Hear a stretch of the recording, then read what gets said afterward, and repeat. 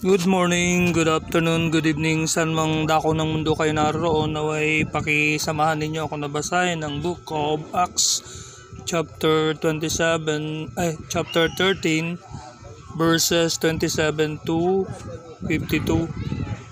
But before that, we will read first the reminders of God written in John chapter 7 verse 16. Jesus answered them and said, "My doctrine is not mine, but His that sent me." Sinagot nga sila ni Jesus at sinabi, "Ang turo ko ay hindi akin, kundi doon sa nagsugo sa akin. If any man will do his will, he shall know of the doctrine, whether it be of God or whether I speak of myself." Kung ang sinumang tao ay nag-iibig gumawa ng kanyang kalooban, ay makikilala niya ang turo, kung ito'y sa Diyos o kung ako'y nagsasalita na mula sa aking sarili. And in 1 Corinthians chapter 14 verse 37, "If any man think himself to be a prophet or spiritual, let him acknowledge that the things that I write unto you are the commandments of the Lord." Kung iniisip na ninuman na siya'y propeta o ayon sa Espiritu, ay kilalanin niya ang mga bagay na sa inyo isinusulat ko na pawang utos ng Panginoon. And in Matthew chapter 22 verse 37, Jesus said unto him, "Thou shalt love the Lord thy God with all thy heart and with all thy soul and with all thy mind." At sinabi sa kanya ni Jesus, "Ibigin mo ang Panginoon mong Diyos ng buong puso mo at ng buong kaluluwa mo at ng buong pag-iisip mo. This is the first and great commandment." Ito ang dakila at pangunang utos. "And the second is like unto it, Thou shalt love thy neighbor as thyself." At ang pangalawang katulad ay ito, ibigin mo ang iyong kapwa na gaya ng iyong sarili. On these two commandments hang all the law and the prophets. Sa dalawang utos na ito ay nauuwi ang buong kautusan at ang mga propeta. And now we will proceed to the book of Acts chapter 13 verse 27 to 52.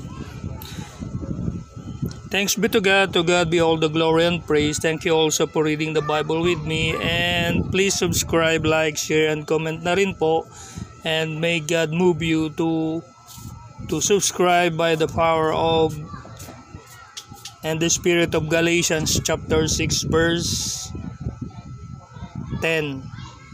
Thank you. May God bless you more. "For they that dwell at Jerusalem and their rulers, because they knew him not, nor yet the voices of the prophets, which are read every Sabbath day, they have fulfilled them in condemning him."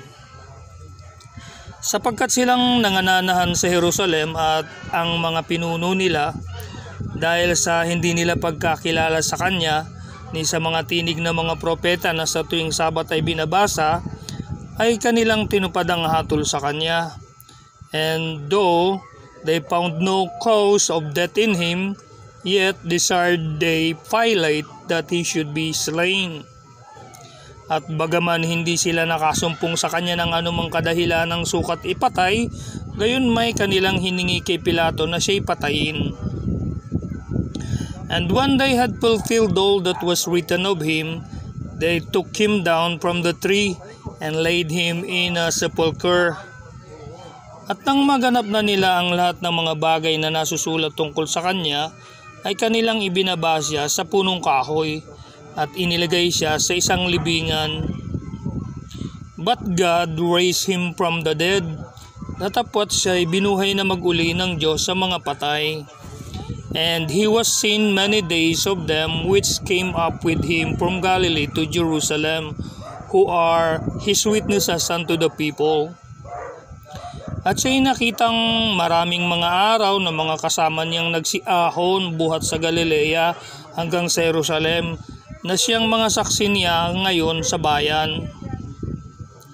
And we declare unto you glad tidings, how that the promise which was made unto the fathers, at dinadalhan namin kayo ng mabubuting balita ng pangakong ipinangako sa mga magulang. God hath fulfilled the same unto us, their children, in that he hath raised up Jesus again, as it is also written in the second Psalm, Thou art my son, this day have I begotten thee. Na tinupad din ng Diyos sa ating mga anak ng muling buhayin siya ni Jesus, na tinupad din ng Diyos sa ating mga anak ng muling buhayin niya si Jesus, gaya naman ng nasusulat sa 2 awit, Ikaw ay aking anak, sa araw na ito ay ipinanganak kita. And as concerning that he raised him up from the dead, now no more to return to corruption. He said on this wise, I will give you the sure mercies of David. At tungkol sa muling binuhay niya, upang ngayon at kailan may huwag nang magbalik sa kabulukan, ay nagsalita siya ng ganito, Ibibigay ko sa iyo ang banal at tunay na mga pagpapala ni David.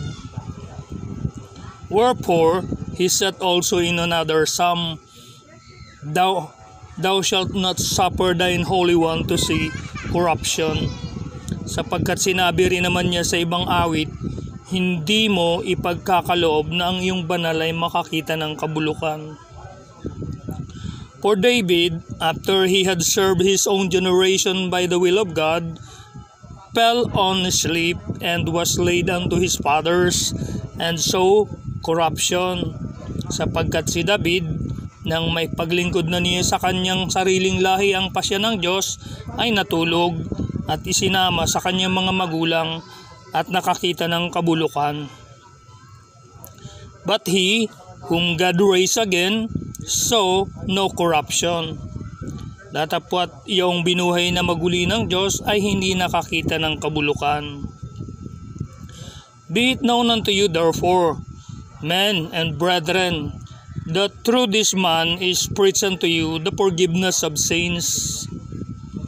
Kaya maging hayag nawa sa inyo, mga kapatid, na sa pamamagitan ng taong ito'y ibinabalita sa inyo ang kapatawaran ng mga kasalanan. And by him all that believe are justified from all things from which you could not be justified by the law of Moses. At sa pamamagitan niya, ang bawat nananampalataya ay inaring ganap sa lahat ng mga bagay, na sa mga ito'y hindi kayo aariing ganap sa pamamagitan ng kautusan ni Moises. Beware therefore lest that come upon you, which is spoken of in the prophets. Magsipag-ingat nga kayo na baka magsisapit sa inyo ang sinalita ng mga propeta. Behold, ye despisers, and wonder, and perish, for I work a work in your days, a work which ye shall in no wise believe, though a man declare it unto you. Tingnan ninyo, mga mapagwalang halaga, at mga pagilalas kayo, at kayo'y mga param, sapagkat ako'y gumagawa ng isang gawa sa inyong mga kaarawan, isang gawang sa anumang paray hindi ninyo paniniwalaan kung saysayin sa inyo ng sino man. And when the Jews were gone out of the synagogue, the Gentiles besought that these words might be preached to them the next Sabbath.